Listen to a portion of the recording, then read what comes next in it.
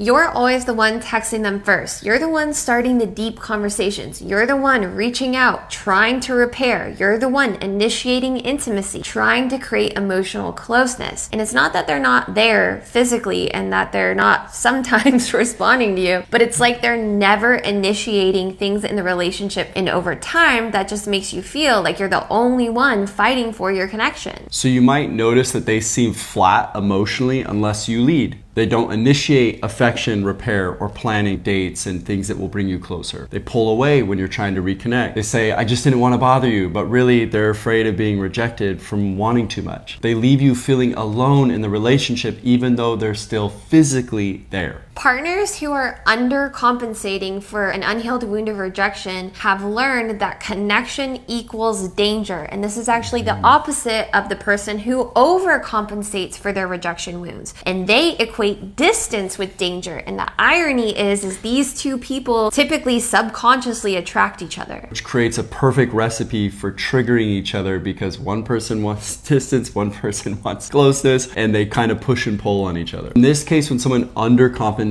for their wound of rejection, they were usually punished, rejected, or shamed for their emotional needs. And so now they stay quiet and repress how they really feel because it's a way to protect themselves from ever being rejected again. But over time, this avoidance can chip away at you having any sense of being wanted. You might start to question your worth, wondering if you're too much. You start shrinking your needs just to keep the peace. In order for them to start healing this, they need to stop avoiding the discomfort and the vulnerability of connection and learn that they can feel safe and that they won't be rejected when they're vulnerable. So it's important that you make them know that this is the place where they can work on it actively. So here's what you can do as their partner. You don't have to pretend that it doesn't affect you. So start with honesty. You can gently name the pattern. You can say things like, I know it might feel vulnerable or you're worried about getting rejected, but I really love it if you reached out for me, we tried to connect, and you initiated being close to me because I'm letting you know it's safe to connect with me. I want to be a safe person for you. All they need to do is just start to meet you a little bit,